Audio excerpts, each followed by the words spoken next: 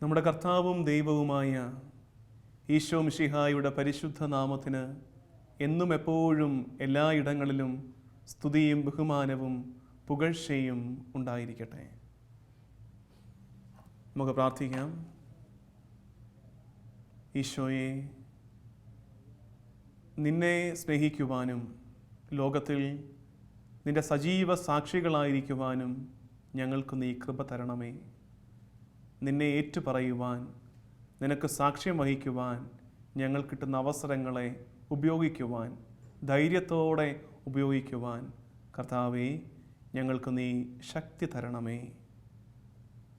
ഈശോ മിശിഹായ്ക്ക് സ്തുതിയായിരിക്കട്ടെ.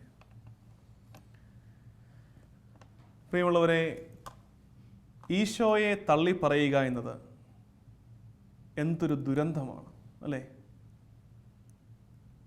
ഈശോയെ അറിയത്തില്ല, ഈശോ എനിക്കിഷ്ടമല്ല, ഞാൻ അവൻ്റെ ആളല്ല എന്നൊക്കെ പറഞ്ഞു കളയുന്നത് എന്തൊരു വലിയ തകർച്ചയാണ്. അവിശ്വാസികൾ മാത്രമല്ല, വിശ്വാസികൾ പോലും അങ്ങനെ ചെയ്യുന്നു. ചില നേരങ്ങളിൽ എനിക്ക് ഈശോയെ അറിഞ്ഞുകൂടാ എന്ന് പറഞ്ഞു കളയുന്നു. ഒരുപക്ഷെ സുവിശേഷത്തിൽ തന്നെ ഏറ്റവും പൊള്ളുന്ന തള്ളിപ്പറയൽ ആരുടേതാണ്? നിശ്ചയമായും നിങ്ങൾക്കിപ്പോൾ മനസ്സിലായിട്ടുണ്ടാകണം ആരുടേതാണത്.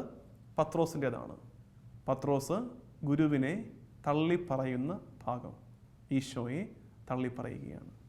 നമുക്കതൊന്ന് വായിക്കാം. ലൂക്കായുടെ സുവിശേഷം 22-ാം അധ്യായം 54 മുതൽ 62 വരെയുള്ള വാക്യങ്ങളാണ്. ഇത്തരം ഭാഗങ്ങൾ വായിക്കുമ്പോൾ നമ്മൾ ശ്രദ്ധിക്കേണ്ട ഒരു കാര്യം, നമ്മളതിനെ വിഷ്വലൈസ് ചെയ്യണം. എന്ന് പറഞ്ഞാൽ ഈ വായിക്കുന്ന കാര്യങ്ങൾ നമ്മൾ നമ്മുടെ ഭാവനയിൽ കാണണം. പത്രോസ് ഒരു സ്ഥലത്ത് ഇങ്ങനെ തീ കൂട്ടിയിരിക്കുന്നതും അവിടെ പത്രോസ് പോയി ഇരിക്കുന്നതും ഒരു സ്ത്രീ വന്ന് ചോദിക്കുന്നതും അതൊക്കെ നമ്മളിങ്ങനെ കൃത്യമായിട്ട് മനസ്സിൽ കാണണം. അങ്ങനെ വരുമ്പോഴാണ് ആ വചനധ്യാനം നമ്മുടെ ആത്മാവിലേക്ക് പതിയുന്നത്. ഞാൻ വായിക്കുന്ന ഭാഗം ഒന്നുകിൽ നിങ്ങൾ നിങ്ങളുടെ ബൈബിൾ എടുത്ത് ബൈബിളിനോടൊപ്പം വായിക്കുക, അല്ലെങ്കിൽ കണ്ണടച്ച് വിഷ്വലൈസ് ചെയ്യുക. അതിനെ നിങ്ങൾ ദൃശ്യവൽക്കരിക്കുക, മനസ്സിലാ കാഴ്ചകൾ കാണുക. അവർ അവനെ പിടിച്ച് പ്രധാന ആചാര്യൻ്റെ വീട്ടിലേക്ക് കൊണ്ടുപോയി. പത്രോസ് അകലെയായി അവനെ അനുഗമിച്ചിരുന്നു. അവർ നടുമുറ്റത്ത് തീ കൂട്ടി അതിനു ചുറ്റും ഇരുന്നപ്പോൾ പത്രോസും അവരോട് കൂടെ ഇരുന്നു.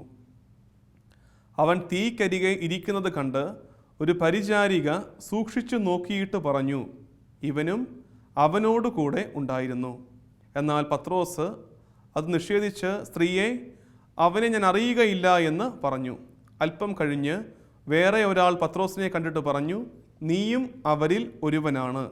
അപ്പോൾ അവൻ പറഞ്ഞു, മനുഷ്യ, ഞാനല്ല. ഏകദേശം 1 മണിക്കൂർ കഴിഞ്ഞ് വേറെ ഒരാൾ ഉറപ്പിച്ചു പറഞ്ഞു, തീർച്ചയായും ഈ മനുഷ്യനും അവനോട് കൂടെയായിരുന്നു, ഇവനും ഗലീലിയക്കാരനാണല്ലോ. പത്രോസ് പറഞ്ഞു, മനുഷ്യ, നീ പറയുന്നത് എന്താണെന്ന് എനിക്കറിഞ്ഞുകൂടാ. അവനിത് പറഞ്ഞുകൊണ്ടിരിക്കുമ്പോൾ തന്നെ കോഴി കൂവി. കർത്താവ് പത്രോസിനെ തിരിഞ്ഞ് അവനെ നോക്കി, ഇന്ന് കോഴി കൂവുന്നതിന് മുമ്പ് 3 പ്രാവശ്യം നീ എന്നെ നിഷേധിക്കുമെന്ന് കർത്താവ് പറഞ്ഞ വചനം അപ്പോൾ പത്രോസ് ഓർമ്മിച്ചു. അവൻ പുറത്തു പോയി മനം നൊന്ത് കരഞ്ഞു. നമ്മുടെ കർത്താവായ മിശിഹായ്ക്ക് സ്തുതി. പത്രോസ് ഈശോയെ തള്ളിപ്പറയുന്ന ഭാഗം. ഈ ഭാഗത്തെ നമ്മൾ വീണ്ടും പതിവ് പോലെ 3ആയിട്ട് തിരിക്കുകയാണ്. ഇത് പറയുമ്പോൾ എനിക്കും ചിരി വരുന്നുണ്ട്. ഇപ്പോൾ സ്ഥിരമായിട്ട് ഇങ്ങനെ 3ഉം 4ഉം കഷ്ണമായി ദൈവവചനത്തെ മുറിച്ച് എനിക്കും എന്നെ കേൾക്കുന്ന നിങ്ങൾക്കും ഇത് ശീലമായിട്ടുണ്ടാകണം. ഒന്നാമത്തത്, പത്രോസ് എന്തുകൊണ്ടാണ് ഈശോയെ തള്ളിപ്പറഞ്ഞത്? അതിൻ്റെ കാരണം നമ്മൾ പഠിക്കണം. ഒന്നാമത് എന്താണത്? പത്രോസ് എന്തുകൊണ്ട് ഈശോയെ തള്ളിപ്പറഞ്ഞു. രണ്ടാമത്തെ കാര്യം, ഈ 3 തള്ളിപ്പറയലുകളെ, അതിൻ്റെ പ്രത്യേകതകളെ നമ്മൾ കാണും, ധ്യാനിക്കും. മൂന്നാമത്, പത്രോസിൻ്റെ തിരിച്ചുവരവിൻ്റെ 3 പടികൾ. 3 പ്രാവശ്യമായി ഒരു പ്രോസസ്സ് പോലെ, പ്രക്രിയ പോലെ ഈശോയെ തള്ളിപ്പറഞ്ഞ പത്രോസ് ഈശോയിലേക്ക് തിരിച്ചു വരുന്നതും 3 പടിയായിട്ടാണ്. ഇത്രയും കാര്യങ്ങളാണ് നമ്മൾ ഇന്ന് ധ്യാനിക്കുന്നത്. ആകപ്പാടെ 3 സുവിശേഷത്തെ 3ആയിട്ട് തിരിക്കുന്നു. ആദ്യം ഇതിൻ്റെ കാരണം തേടുന്നു, 3 തള്ളിപ്പറയലുകളെ കാണുന്നു, തിരിച്ചുവരവിൻ്റെ 3 പടികളെ നമ്മൾ കാണുന്നു. കാരണം തുടങ്ങാം. എന്തുകൊണ്ടാണ് ഈശോയെ പത്രോസ് തള്ളി പറഞ്ഞത്? 2 കാരണങ്ങൾ ബൈബിളിൽ തന്നെ കിടപ്പുണ്ട്. നിങ്ങൾ വായിച്ചത് ശ്രദ്ധിച്ചിട്ടുണ്ടെങ്കിൽ നിങ്ങൾക്കത് മനസ്സിലായിട്ടുണ്ടാകും. 54-ാം വാക്യത്തിലും 55-ാം വാക്യത്തിലും ഓരോ കാരണങ്ങൾ കിടപ്പുണ്ട്. പത്രോസ് എന്തുകൊണ്ടാണ് ഈശോയെ തള്ളി പറഞ്ഞത്, അതിലേക്ക് പത്രോസിനെ നയിച്ചത് എന്തൊക്കെയാണ് എന്നതിൻ്റെ 2 കാരണങ്ങൾ 54-ാം വാക്യത്തിലും 55-ാം വാക്യത്തിലും കിടപ്പുണ്ട്. കണ്ടുപിടിക്കാമെങ്കിൽ വേഗം കണ്ടുപിടിച്ചു. ഞാൻ പറയുന്നതിന് മുമ്പ് ആരെങ്കിലും കണ്ടുപിടിച്ചു പറയുന്നുണ്ടെങ്കിൽ അങ്ങോട്ടും ഇങ്ങോട്ടും കയ്യടിയോ സമ്മാനമൊക്കെ വേഗം കൊടുത്തോണം. ഒന്നാമത്തത് 54-ാം വാക്യത്തിൽ നമ്മൾ വായിക്കുന്നു, പത്രോസ് അകലെയായി അവനെ അനുഗമിച്ചിരുന്നു. ഇതാണ് ഒന്നാമത്തെ കാരണം. പത്രോസ് ഈശോയെ തള്ളി പറയാനുള്ള ഒന്നാമത്തെ കാരണം, പത്രോസ് ഈശോയെ അനുഗമിച്ച രീതി എങ്ങനെയായിരുന്നു? അകലെയായി അനുഗമിച്ചു. അകലമിട്ടാണ് ഈശോയുടെ പുറകെ നടന്നത്. മനസ്സുകൊണ്ട് പോലും അല്പം അകലമിട്ട് ഈശോയുടെ പിറകെ നടന്നതാണ് പത്രോസിന് പറ്റിയ ആദ്യത്തെ അപകടം. ഈശോ വിളിച്ചത് എന്തിനായിരുന്നു? ഈശോ പണ്ട് ഗലീലി കടൽ തീരത്ത് വെച്ച് പത്രോസിനെ വിളിച്ചപ്പോൾ പറഞ്ഞു കൊടുത്തത് എന്തിനാണ്? കൂടെ ആയിരിക്കാൻ. എൻ്റെ കൂടെ ആയിരിക്കാൻ വിളിച്ചു ചേർത്തതാണ് പത്രോസിനെയും കൂട്ടരെയും ഈശോ. പക്ഷെ ഇപ്പോൾ എന്താ സംഭവിക്കുന്നത്? പുറകെയായി പോയെന്ന് മാത്രമല്ല, അകലെയായിട്ടാണ് പത്രോസ് ഈശോയെ അനുഗമിക്കുന്നത്. ഒരു ഗ്യാപ്പ് ഇട്ടിരിക്കുകയാണ്, ഒരല്പം അകലം. എൻ്റെ സേഫ്റ്റിക്ക് നല്ലതാണെന്നുള്ള ബോധത്തോടെ, എന്ന മിഥ്യാബോധത്തോടെ പത്രോസ് അകലം ഇട്ടിരിക്കുകയാണ്. പ്രിയമുള്ളവരെ, നമ്മളും ക്രിസ്ത്യാനിയൊക്കെയാണ്, നല്ല കാര്യം. പക്ഷേ ഈശോയെ അനുഗമിക്കുമ്പോൾ ഒരു സേഫ് ഡിസ്റ്റൻസ് ഇട്ടാണോ നമ്മൾ പോകുന്നത്? ഈ ടിപ്പറിൻ്റെ പിറകിലൊക്കെ കാർ ഓടിച്ചു പോകുമ്പോൾ ഒരു സേഫ് ഡിസ്റ്റൻസ് ഇടുമല്ലോ, ചെന്നിടിച്ച് കയറരുതല്ലോ, നമ്മുടെ ഭാഗം നമ്മൾ ക്ലിയർ ആക്കുമല്ലോ. അതുപോലെയാണോ? ഈശോയെ ഒരു അകലമിട്ടാണോ അനുഗമിക്കുന്നത്? കൂടെ ആയിരിക്കാൻ പറ്റുന്നുണ്ടോ? കൂടെ ആയിരിക്കുമ്പോൾ റിസ്ക് ആണ്, പക്ഷെ റിസ്ക് ഏറ്റെടുക്കാൻ തൻ്റെ ഇടമുണ്ടോ? 2ാമത്തെ കാരണം, പത്രോസ് ഈശോയെ തള്ളിപ്പറയാനുള്ള 2ാമത്തെ കാരണം 55-ാമത്തെ വാക്യത്തിലുണ്ട്. കണ്ടുപിടിച്ചെങ്കിൽ വേഗം പറയാം, അല്ലെങ്കിൽ ഞാൻ പറയാൻ പോവുകയാണ്. അവർ നടുമുറ്റത്ത് തീ കൂട്ടി. ആരാണ് ഈ അവർ? അവർ അവനെ പിടിച്ച്, ഈശോയെ പിടിച്ചുകൊണ്ട് പോയവരാണ് ഈ അവർ. ആ കൂട്ടരെയാണ് ഈ പറയുന്നത്, അവർ എന്ന് പറയുന്നത്. അവർ നടുമുറ്റത്ത് തീ കൂട്ടി അതിന് ചുറ്റും ഇരുന്നപ്പോൾ പത്രോസും അവരോട് കൂടെ ഇരുന്നു. ആരുടെ കൂടെ ഇരുന്നു? ഈശോയെ പിടിച്ചുകൊണ്ട് പോയവരുടെ കൂടെ, ഈശോയെ എതിർക്കുന്നവരുടെ കൂടെ പത്രോസ് ഇരിപ്പിടം കണ്ടെത്തി. കഴിഞ്ഞില്ലേ? ഇനിയിപ്പോൾ എന്ത് സംഭവിക്കാം? എങ്ങോട്ടായിരുന്നോ ഒരിക്കലും പത്രോസ് പോകാൻ പാടില്ലായിരുന്നത്, അവിടെ തന്നെ പത്രോസ് എത്തി. ഈശോയെ പിടിച്ചുകൊണ്ട് പോയവരുടെ കൂട്ടത്തിൽ പത്രോസ് ഒരു ഇരിപ്പിടമിട്ട് അവരുടെ കൂടെ ഇരിക്കുകയാണ്. ഇനി പത്രോസ് തള്ളി പറഞ്ഞില്ലെങ്കിലല്ലേ അത്ഭുതമുള്ളൂ. അതായത് ഈ 2 കാര്യങ്ങൾ നമ്മൾ ആത്മശോധന ചെയ്യണേ. നമുക്കും ഈ അപകടമുണ്ട്, ഈശോയെ തള്ളി പറയാൻ സാധ്യതയുണ്ട്. ഈ 2 കാര്യങ്ങൾ നമ്മുടെ ജീവിതത്തിലുണ്ടെങ്കിൽ, ഒന്നാമത്തത് നമ്മൾ അകലമിട്ടാണ് ഈശോയെ അനുഗമിക്കുന്നതെങ്കിൽ, 2ാമത്തതോ ഈശോയെ തള്ളി പറയുന്നവരുടെ കൂട്ടത്തിലാണോ നമ്മളിരിക്കുന്നത്? ഈശോയെ ഇഷ്ടമില്ലാത്തവരുടെ, ഈശോയുടെ ജീവിതശൈലിയോട് താല്പര്യമില്ലാത്തവരോട്, അവരുടെ കൂടെയാണ് ഇരിക്കുന്നതെങ്കിൽ സ്വാഭാവികമായി നമ്മളും ഈശോയെ തള്ളിപ്പറഞ്ഞു പോകും. പത്രോസിന് പറ്റിയില്ലേ? സഭയുടെ നേതാവായ പത്രോസിന് പറ്റിയെങ്കിൽ പിന്നെ നമുക്ക് സാധാരണക്കാരായ കേവല ജീവികളായ നമ്മൾ എപ്പോൾ തള്ളി പറഞ്ഞ് ചോദിച്ചാൽ മതി. ഈ 2 അപകടങ്ങൾ ഓർത്ത് വെക്കുക. എന്നിട്ട് അടുത്തതാണ് 3 തള്ളിപ്പറയലുകളിലേക്ക്. കാരണം നമ്മൾ കണ്ടു, 2 കാരണങ്ങൾ. അകലെയായി അനുഗമിച്ചു, അവരുടെ കൂടെ ഇരുന്നു. ആരുടെ കൂടെ? ഈശോയെ എതിർക്കുന്നവരുടെ കൂടെ അവൻ ഇരുന്നു. ഇത് 2ഉമായിരുന്നു പത്രോസിനുള്ള അപകടം. പത്രോസിൻ്റെ അപകടം ആരംഭിച്ചത് അവിടെ നിന്നാണ്. എന്നിട്ട് തള്ളിപ്പറയലുകൾ ആരംഭിക്കുകയാണ്. ആദ്യം ഒരു സ്ത്രീ വന്നിട്ട് പത്രോസിനെ നോക്കി പറയുന്നു. ആ സ്ത്രീക്ക് സംശയമൊന്നുമില്ല, ചോദ്യമൊന്നുമല്ല അവർ ചോദിച്ചത്. അവരൊരു ചോദ്യം, ഒരു ഭീഷണിയൊന്നും അല്ലായിരുന്നു, നിന്നെ ഇപ്പോൾ കൊന്നു കളയുമെന്നൊന്നും പറഞ്ഞില്ല. ഈ സ്ത്രീ വന്നിട്ട് വളരെ നാച്ചുറലായിട്ട് ഇവനെ കണ്ടപ്പോൾ ചോദിച്ചു, ഇവനും അവൻ്റെ കൂടെ ഉണ്ടായിരുന്നു. അത്രയേ ഉള്ളൂ. സ്റ്റേറ്റ്മെൻ്റാണ്, ഒരു പ്രസ്താവനയാണ്. സംശയമില്ല, ചോദ്യമില്ല, ഉത്തരം പ്രതീക്ഷിക്കുന്നില്ല, ഒന്നുമില്ല. ഇവനും അവൻ്റെ കൂടെ ഉണ്ടായിരുന്നു എന്ന് ആ സ്ത്രീ വെറുതെ ഒന്ന് പറഞ്ഞതേ ഉള്ളൂ. കുറച്ച് കളിയാക്കൽ ഉണ്ടായിരിക്കും അതിനകത്ത്. ദേ അവൻ്റെ കൂടെ ഉണ്ടായിരുന്നവരൊക്കെ ഇപ്പം നമ്മുടെ കൂടെ ആയി എന്ന ഒരു കളിയാക്കൽ ഉണ്ടാകാൻ സാധ്യതയുണ്ട്. പക്ഷേ അത് കേട്ടപാടെ പത്രോസ് നിഷേധിക്കുകയാണ്. സ്ത്രീയെ, അവനെ ഞാൻ അറിയുകയില്ല. അതായത് ഈശോയെ അറിയുകയില്ലെന്ന് അഭിനയിക്കുകയാണ്. തള്ളിപ്പറയലിൻ്റെ ആദ്യത്തെ ഘട്ടം അതാണ്. ഈശോയെ അറിയുകയില്ലെന്ന് അഭിനയിക്കുകയാണ്. ഇതാണ് പത്രോസിന് പറ്റിയത്. വേണമെങ്കിൽ പത്രോസിന് ഏറ്റു പറയാമായിരുന്നു. ഞാൻ ചിലപ്പോൾ ചിന്തിക്കാറുണ്ട്, പത്രോസ് അത് പറഞ്ഞെന്ന് വിചാരിച്ച് പത്രോസിനെ ഉടനെ അങ്ങ് തട്ടിക്കളയുമോ? ഉണ്ടാകാൻ സാധ്യതയില്ല. പത്രോസിന് നല്ലൊരു ചാൻസ് ആയിരുന്നു. കുറേ പേര് ചുറ്റും ഇരിപ്പുണ്ടായിരുന്നു. പത്രോസിന് വേണമെങ്കിൽ ഒന്നൊരു ടീച്ചിങ് കൊടുക്കാമായിരുന്നു. അതെ, നിങ്ങൾ ഉദ്ദേശിക്കുന്നത് പോലെ അല്ല കക്ഷി. അവന് നിസ്സാരക്കാരനല്ല. അവൻ സംസാരിക്കുമ്പോൾ സ്വർഗത്തിൻ്റെ സുഗന്ധം ഞങ്ങൾ കിട്ടിയിരുന്നു. അവൻ തൊട്ടപ്പോൾ അന്തർക്ക് കാഴ്ച കിട്ടിയിരുന്നു. അവൻ തൊട്ടപ്പോൾ മുടന്തര് നടന്നിരുന്നു എന്നൊക്കെ പറഞ്ഞ് ഈശോയെക്കുറിച്ചൊരു ചെറിയ അറിവ് അവർക്ക് പറഞ്ഞു കൊടുക്കാമായിരുന്നു. അതിനുള്ള അവസരമായിരുന്നു പത്രോസിന്. യോഹന്നാനെ കണ്ടേ, യോഹന്നാൻ ആ പരിസരത്തൊക്കെ ഉണ്ടെന്നേ ശരിക്കും. കാരണം ഈശോയെ അവിടുന്ന് യൂദാസും കൂട്ടരും കൊണ്ടുപോയ നേരം തൊട്ട് കാൽവരിയുടെ നെറുക വരെ യോഹന്നാനുണ്ട്. പക്ഷെ യോഹന്നാന്റെ പ്രത്യേകത, അവനൊരു കൂട്ടത്തിലും പോയിരുന്നില്ല. അതാണ് വ്യത്യാസം. പത്രോസ് ഈശോയെ എതിർത്തവരുടെ കൂട്ടത്തിൽ പോയിരുന്ന് ഈശോയെ തള്ളിപ്പറഞ്ഞെങ്കിൽ യോഹന്നാൻ എവിടേക്കോ നിപ്പുണ്ട്, ഒരു കൂട്ടത്തിലും പോയിരുന്നില്ല. നമുക്ക് പറ്റുന്ന അപകടം, നമ്മൾ ഈ കൂട്ടങ്ങൾ ചെന്നിരിക്കുമ്പോഴാണ് നമുക്ക് ഈ തള്ളിപ്പറയാനുള്ള സാധ്യതകൾ കൂടുന്നത്. ഓർത്തേക്കുക. പത്രോസ് വളരെ സുഖകരമായിട്ട് ഈശോയെ അറിയില്ലെന്ന് അങ്ങ് അഭിനയിച്ചു കളഞ്ഞു. നമ്മളും ഇങ്ങനെയൊക്കെയാണ് പലപ്പോഴും. ഇങ്ങനെയൊക്കെ തന്നെയാണ്. പള്ളിക്കകത്ത് വിശ്വാസ പ്രമാണമൊക്കെ ചങ്ക് പൊട്ടി ചൊല്ലും, തൊണ്ട കീറി ചൊല്ലും. സ്വർഗസ്ഥനായ പിതാവേ എന്നൊക്കെ കൈ വിരിച്ചു പിടിച്ച് നന്നായിട്ട് വിളിച്ചുകൂവി പ്രാർത്ഥിക്കും. ഒക്കെ ശരിയാണ്. പക്ഷേ ഈ കൂട്ടങ്ങളുടെ നടുവിൽ, സ്കൂളിൽ കൂട്ടുകാർ ഒരുമിച്ചിരിക്കുമ്പോൾ ഞാൻ ക്രിസ്ത്യാനിയാണ്, എനിക്ക് കോപ്പി അടിക്കാൻ പറ്റില്ല എന്ന് പറയാൻ എത്ര പേർക്ക് തൻ്റെ ഇടമുണ്ട്? ഇല്ല. അവിടെ നമ്മൾ പറയും ഞാൻ ഈശോയെ അറിയത്തില്ല, അഭിനയിക്കും. ഈശോയെ അറിയാത്തതുപോലെ അഭിനയിക്കും. സർക്കാർ സ്ഥാപനത്തിൽ ഒരാളാണ് ഞാനെങ്കിൽ കൈക്കൂലി വാങ്ങിക്കാൻ അവസരം കിട്ടുമ്പോൾ ഞാൻ വാങ്ങിക്കില്ല എന്ന് പറയുമ്പോൾ ഞാൻ പറയുന്നു ഞാൻ ക്രിസ്തുവിനെ അറിയുന്നു. പക്ഷേ വളരെ സൗകര്യപൂർവ്വം കണ്ണടയ്ക്കുമ്പോൾ ഞാൻ പറയുന്നത് എനിക്ക് ക്രിസ്തുവിനെ അറിഞ്ഞുകൂടാ. ബസ്സിൽ യാത്ര ചെയ്യുമ്പോൾ മുതിർന്ന ഒരാൾക്ക് വേണ്ടി എഴുന്നേറ്റ് കൊടുക്കുമ്പോൾ ഞാൻ പറയുന്നു ഞാൻ ക്രിസ്തുവിനെ അറിയുന്നു.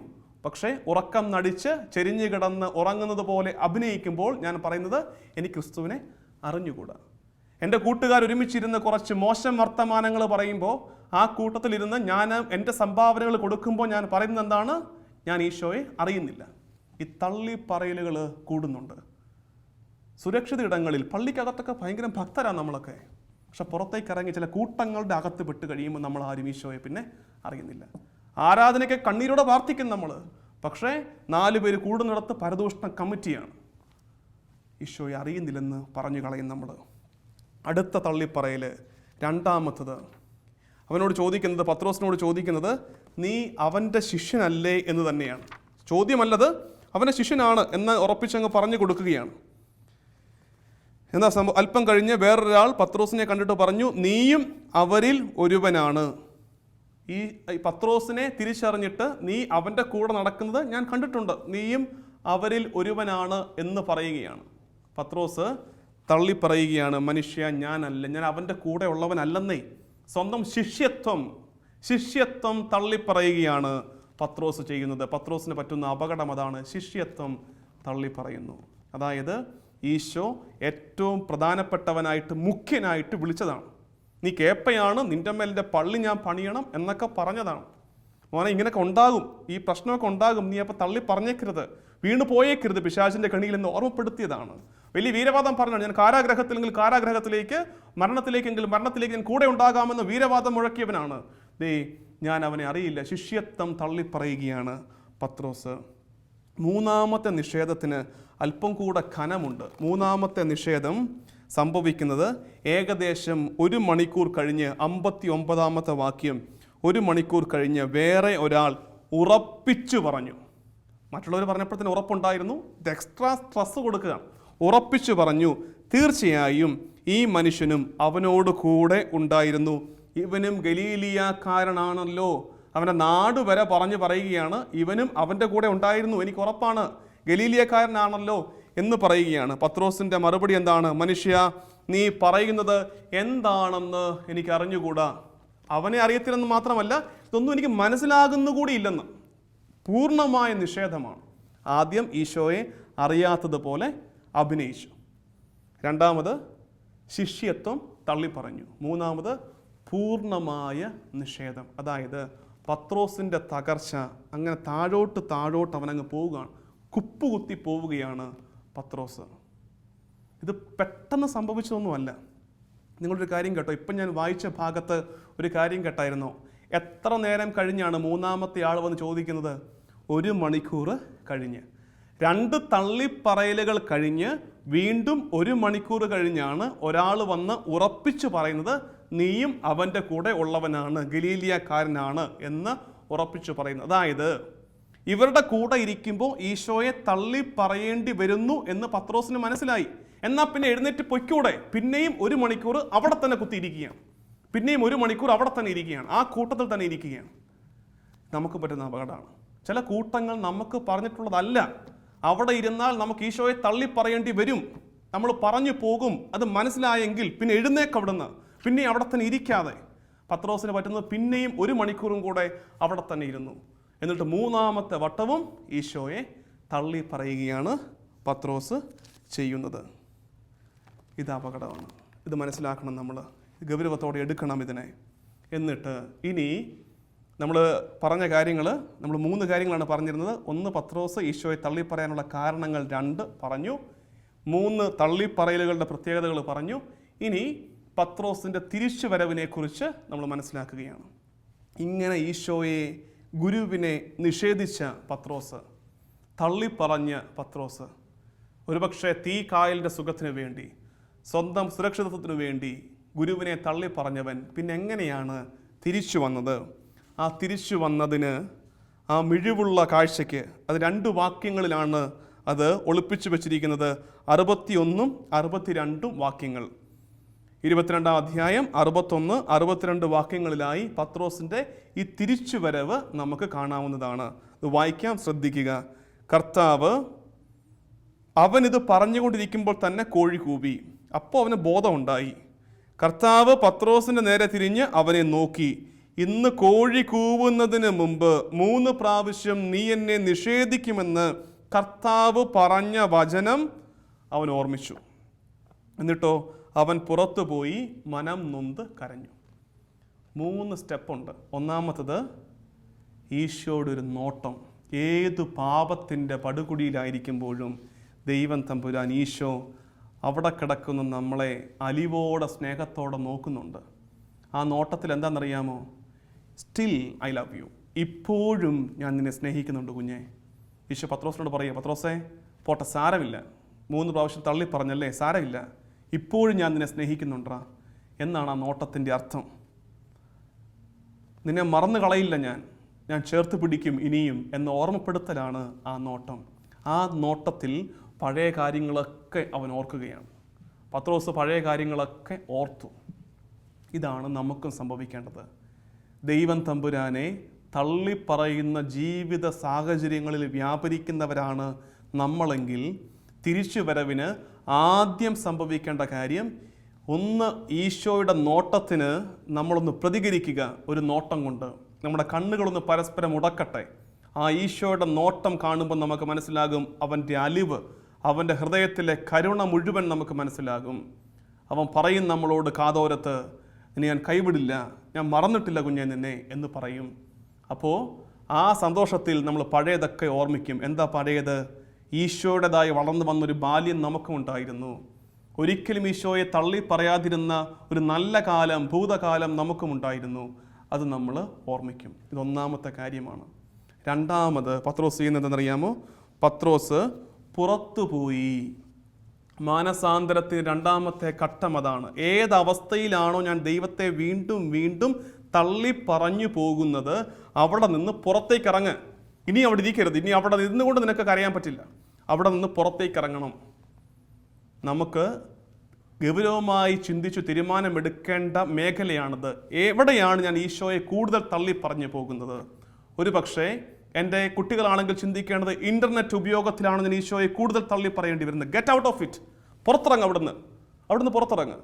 എന്നെ ചില പ്രത്യേക കൂട്ടുകെട്ടുകളാണോ എന്നെ ഈശോയിൽ നിന്ന് അകറ്റിക്കൊണ്ടിരിക്കുന്നത്, ഈശോയെ തള്ളി പറയാൻ എന്നെ പ്രേരിപ്പിക്കുന്നത്? Get out of it. അവിടുന്ന് പുറത്തിറങ്ങ്. അമ്മമാർ ചിന്തിക്കണം, എന്നെ ചില മോശം കൂട്ടുകെട്ടുകളുണ്ടോ, ചില ഇടങ്ങളുണ്ടോ എന്നെ തെറ്റിലേക്ക് നയിക്കുന്നത്? അവിടുന്ന് പുറത്ത് കിടക്ക്. എൻ്റെ ചില സായാഹ്ന സദസ്സുകളുണ്ടോ എന്നെ ചീത്തയാക്കുന്നത്, എന്നെ ഈശോയെ തള്ളിപ്പറയാൻ പ്രേരിപ്പിക്കുന്ന കുടുംബനാഥന്മാർ ചിന്തിക്കണം. ചില കൂട്ടുകെട്ടുകളുണ്ടോ, സൗഹൃദ സദസ്സുകളുണ്ടോ? പുറത്ത് കിടക്ക് അവിടുന്ന്. എങ്കിലേ മാനസാന്തരം പൂർണ്ണമാകൂ. അങ്ങനെ പുറത്ത് കടന്നിട്ട് മൂന്നാമത്തെ ഘട്ടത്തിലാണ് ചങ്കുപൊട്ടി പത്രോസ് കരയുന്നത്. അവിടെയാണ് ആത്മാർത്ഥമായ അനുതാപം. ശരിക്കും പത്രോസും യൂദാസും തമ്മിലുള്ള വ്യത്യാസം ഈ ഭാഗമാണ്. കാരണവും തള്ളിപ്പറയലുമൊക്കെ രണ്ടു പേർക്കും ഒരുപോലെയായിരുന്നു. അല്ലെങ്കിൽ പത്രോസിൻ്റെതായിരുന്നു ഗൗരവം കൂടുതൽ. കാരണം പത്രോസ് മുഖ്യനാണെന്നേ, പ്രധാനപ്പെട്ടവനാണ്. യൂദാസ് ഒരു തവണ ഒറ്റിക്കൊടുത്തുള്ളൂ. പത്രോസ് 3 വട്ടം തള്ളിപ്പറഞ്ഞു. ഗൗരവമുണ്ടായിരുന്നു ഈ ദ്രോഹത്തിന്. പക്ഷേ എന്തായിരുന്നു വ്യത്യാസം? പത്രോസ് ഈശോയെ നോക്കി, അവൻ്റെ കണ്ണിലെ കരുണ കണ്ടു. രണ്ടാമത് അവിടെ നിന്ന് എഴുന്നേറ്റ് പോന്നു. യൂദാസിന് പറ്റിയ അപകടം, യൂദാസ് സംഭവിച്ചത് തെറ്റിപ്പോയെന്ന് മനസ്സിലാക്കിയിട്ട് പിന്നെയും പോയത് ആരുടെ അടുത്തേക്കാണ്? പിന്നെയും പോയത് അന്നാസിനെയും കയ്യഫാസിനെയും തേടിയിട്ടാണ്. ആ കള്ളന്മാരെ തേടിയിട്ടാണ് പോയത്. നമ്മളെ പാപത്തിലേക്ക് നയിച്ചവർക്ക് നമ്മളെ പാപത്തിൽ നിന്ന് വീണ്ടെടുക്കാൻ പറ്റില്ല, കഴിവില്ല അവർക്ക്. വരേണ്ടത് ഈശോയിലേക്കാണ്. എന്നിട്ട് ചങ്കുപൊട്ടി കരയുമ്പോൾ അവൻ നമ്മളെ ചേർത്ത് പിടിക്കും. അവൻ നമ്മളോട് ചോദിക്കും, ഇനിയും ഒരു പ്രാർത്ഥന ഒരുക്കിയിട്ട് ചോദിക്കും, തിബേരിയാസ് തീരത്ത് ചോദിച്ചതുപോലെ, യോനായുടെ പുത്രനായ ശിമയോനെ, നീ എന്നെ സ്നേഹിക്കുന്നുവോ? അപ്പോൾ നമ്മൾ പറയും, ഞാൻ നിന്നെ സ്നേഹിക്കുന്നു. അവൻ വീണ്ടും ചോദിക്കും, നീ എന്നെ സ്നേഹിക്കുന്നുവോ? 3 വട്ടം തള്ളിപ്പറഞ്ഞവനെ കൊണ്ട് 3 പ്രാവശ്യം ഞാൻ നിന്നെ സ്നേഹിക്കുന്നു സ്നേഹിക്കുന്നു സ്നേഹിക്കുന്നുവെന്ന് ഏറ്റു പറയിപ്പിച്ചിട്ട് അവൻ്റെ ഹൃദയത്തിലെ നേരിയ കുറ്റബോധത്തെ പോലും വിമലീകരിച്ച് അവൻ്റെ ഉള്ളിലും സ്നേഹം നിറച്ചു കൊടുക്കും കർത്താവ് തമ്പുരാൻ. നമുക്ക് പ്രാർത്ഥിക്കാം. ഈശോയെ, ജീവിതത്തിൻ്റെ പല നേരങ്ങളിലും ഞങ്ങൾക്ക് നിന്നെ തള്ളിപ്പറയേണ്ടി വന്നിട്ടുണ്ട്. സ്വാർത്ഥ നേട്ടങ്ങൾക്ക് വേണ്ടി, എൻ്റെ തന്നെ ആഗ്രഹങ്ങൾ നിറവേറാൻ വേണ്ടിയിട്ട്, എൻ്റെ സുഖത്തിന് വേണ്ടിയിട്ട് നിന്നെ തള്ളിപ്പറഞ്ഞു പോയ നേരങ്ങളുണ്ട് കർത്താവേ. എന്നോട് നീ പൊറുക്കണമേ. നിൻ്റെ സ്നേഹത്തിലേക്ക് തിരികെ വരുവാൻ, എൻ്റെ മോശം ഇടങ്ങളിൽ നിന്ന്, കൂട്ടുകെട്ടുകളിൽ നിന്ന് പുറത്തേക്ക് കടന്ന് ചങ്കുപൊട്ടിക്കരഞ്ഞ് ഞാൻ നിന്നെ സ്നേഹിക്കുന്നു സ്നേഹിക്കുന്നു സ്നേഹിക്കുന്നുവെന്ന് എത്ര ആവർത്തി തള്ളിപ്പറഞ്ഞു അത്രയും ആവർത്തി സ്നേഹത്തെ ഏറ്റുപാടുവാൻ കർത്താവേ, എനിക്കു നീ കൃപ തരണമേ. ദൈവ തിരുനാമത്തിന് മഹത്വമുണ്ടായിരിക്കട്ടെ. ആമേൻ.